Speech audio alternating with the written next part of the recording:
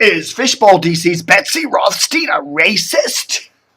Yes! Yes! Fire her! What a day. What a crazy day. Such a slow news day. It's the 5th of August, the day that will go down in infamy. It will go down in infamy in Washington journalism circles because today's the day that Amazon.com founder Jeff Bezos is buying the Washington Post. I saw that come across the wires a little before 5 o'clock this evening, and I'm like, oh, come on, it's April Fool's Day, right? It's just like a joke. You know, last week I noticed in one of my Dave TVs that there were only 7 display ads in the Washington Post one day last week. 7 in the whole friggin' paper. That paper's in bigger trouble than we possibly can imagine. And the fact that it got sold today after umpteen years owned by the family Washington Post to Jeff Bezos, it's going down hard. That paper is, yeah, it's amazing. Things change faster than you could ever imagine. Wow.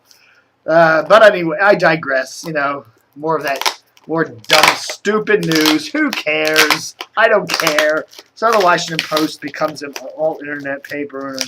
And, fire Paul. First thing they ought to do is fire Paul. It's interesting. It's interesting how many weird media stories are going on this last couple of weeks. That was the sale of Channel 7 to Sinclair, and now the Washington Post getting sold to Jeff Bezos. Lots of crazy stuff. But it could have been worse, I guess. Sinclair could have bought the Washington Post. I mean, wouldn't that be funny if the Washington Post was sold to some real right-wing organization like Sinclair or Newsmax or Rupert Murdoch? So anyhow, cool friend, Rob Chastain in Waynesboro, Pennsylvania, sends me a package today. Came today, so I'm going to open it on the air live and see what he sent me. You know, Rob has sent me many cool things before, and I always anticipate them. Wow, holy crap! This is cool. This is way cool. Look at this. Look at this. Oh, some record albums. Wow. I don't have a record. I don't have a turntable anymore, so I'll have to go down to Goodwill and get one. Z104 FM Hot Hits album. And this was not the Z104 in Washington, you know, that was on 104.1. This was the WZYQ in Frederick on, what was it, 103.7. I think that's what it was, right? 103.7? I think so. No, 103.9. It was the 103.9 and 1370 AM. Okay, 103.9, 1370 AM out of Frederick, Maryland, Z104, WZ4. Remember, I remember listening to that. 14ZYQ is a really cool station.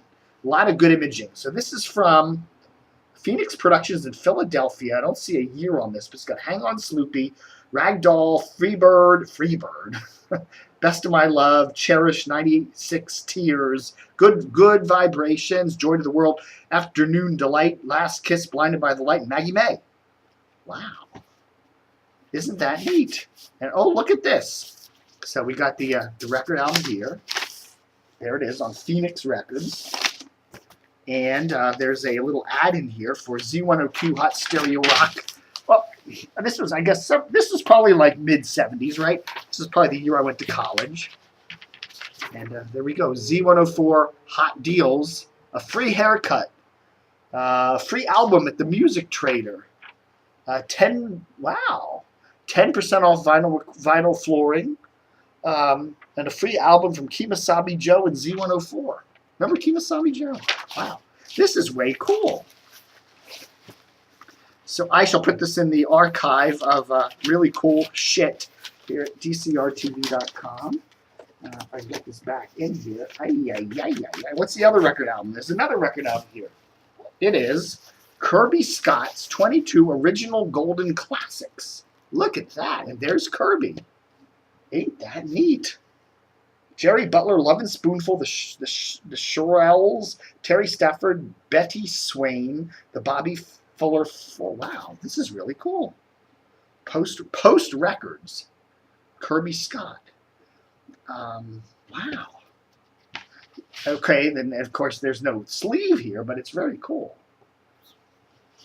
I'm not going to go off the top of my head and say where he worked, right? He was Baltimore DJ, right, primarily. I'm guessing. CAO, probably worked at CAO, right? Maybe with, guessing wildly. He probably had a TV show, right, on Channel Well, thank you very much, Rob. What else do we got here? Okay, we got a plastic bag full of some more stuff here. The Beat. Huh. Kind of a music newspaper here called The Beat. Very cool. Simon and Garfunkel. KYA. San Francisco. Okay, this must be from San Francisco. Huh? Very cool. I will look at that and report on that. We've got, oh, wow. Look at this. It's in a plastic bag. WJFK. Remember WJFK, the new lineup. The Junkies 5-10, Opie and Anthony 10-1, Jim Rome 1-3, Don and Mike 3-7, Big O and Duke 7-11. Okay, this was okay, yeah. Was this is right after the free FM days, right? Wow, that's very cool. I do remember this whole lineup change, right? Very neat.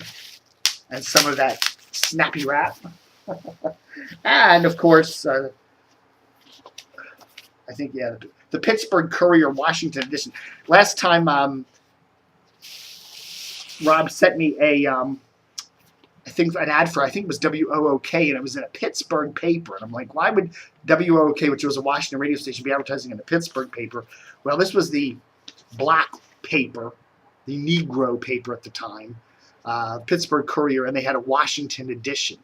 And in the Washington edition, they ran Washington ads, I guess. And so we see some ads there for WOOK and stuff like that. Well, that's very cool. Well, I do thank you very much, Mr. Rob Chastain of Waynesboro, Pennsylvania, excuse me, for some really, really, really cool stuff. So what does it mean? So what does it mean, the Washington Post getting bought by Jeff Bezos? That's really bizarre. That's absolutely nutty. Things are changing crazy, aren't they? What'll happen? Okay, so last week it was Sinclair buying Channel 7. This week it's Bezos buying the Post. And what's going to happen next week? Because things always come in three. Big media stories, big local media stories always come in three. CBS to buy WTOP.